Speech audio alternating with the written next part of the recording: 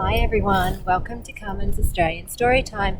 Today I am back at Noosa Headlands because it is so magical. It has been set after set of beautiful waves and we have been watching the surfers all afternoon. And I am going to read another book today that I found up at Mullaney by a local author called The Very Shy Peacock. It's written by Katrina Logan and illustrated by Vanessa Persky. Let's see what the blurb has to say. Peacock's relatives are very proud of their flamboyant, fanned-out feathers and marvellous dancing. But Peacock doesn't want to flutter his feathers.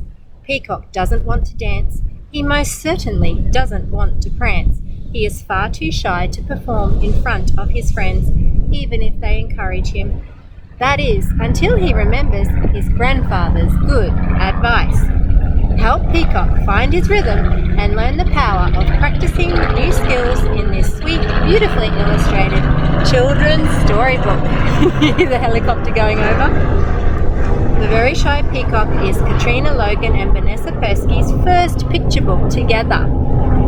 Let's have a look. A shy peacock. I don't think I've ever met a shy peacock. They love to show off their feathers.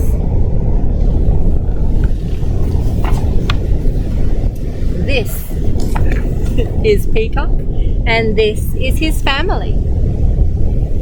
What a colourful family. Peacock, however, was very shy.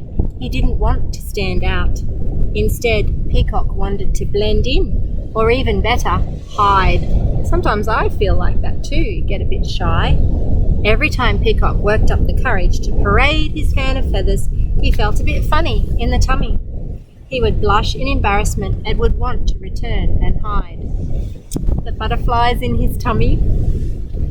Sometimes I feel like that when I have to get up in front of people.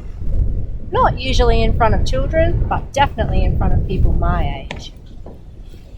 Peacock's grandfather had once wisely told him, "You must practice these things, Peacock, because that is how you learn. You have to try and try and try. And it doesn't matter if you don't do as well as long as you have a go. The more you practice," said Grandfather Peacock, "the better you will become." A bit like my story channel where I have to just keep going and keep trying. Peacock remembered his grandfather's words. He had never shown off his feathers before, and he was scared something might go wrong.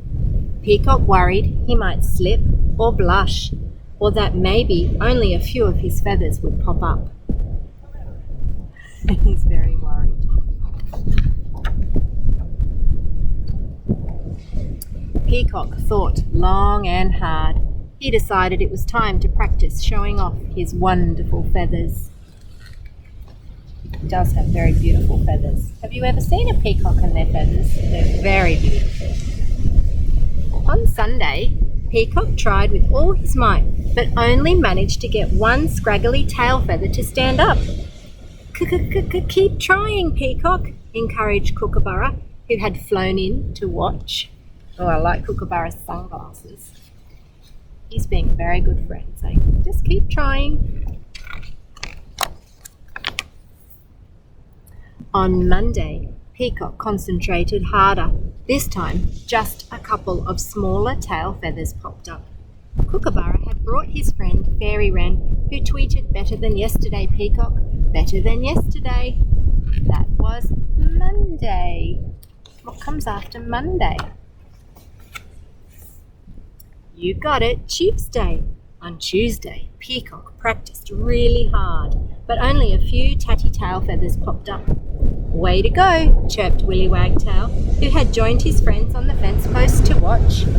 Willy's tail feathers were always waggling. And the day is Tuesday. What day comes next?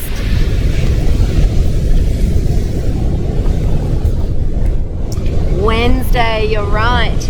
On Wednesday, Peacock was determined to do better, but still only half a dozen wispy tail feathers popped up.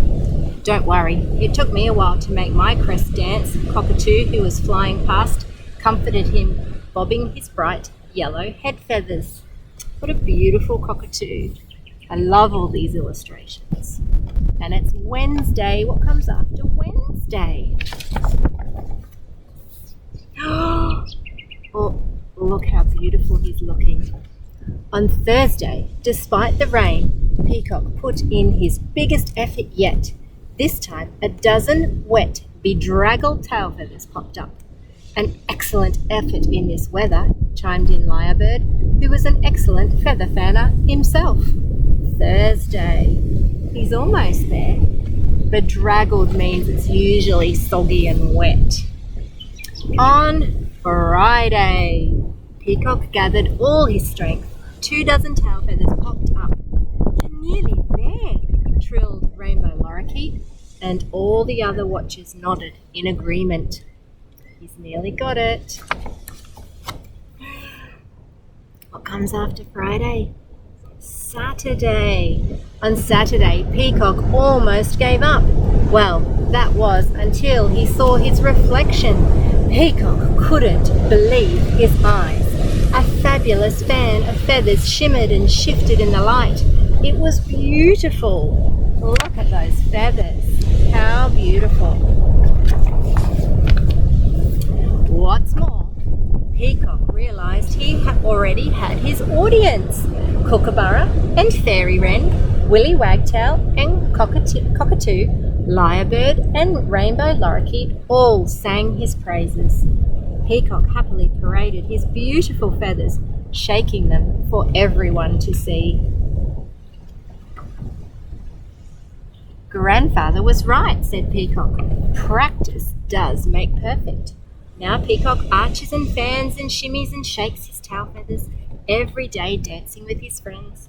And everyone agrees that out of all the dancers, Peacock is definitely the standout. He does stand out, especially in his gym shoes. And there is Katrina, the lady who wrote the book, and Vanessa, the artist, underneath. And some more beautiful butterflies.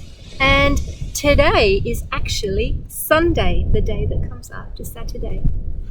This is such a magical spot to do a read. And as I've been reading, have you been listening to those waves crashing down there on the rocks?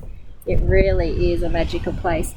And the surfers have been going crazy out here today because the waves have been so good. Well, thank you for joining me on Carmen's Australian Storytime, and I look forward to reading to you again soon. Bye for now.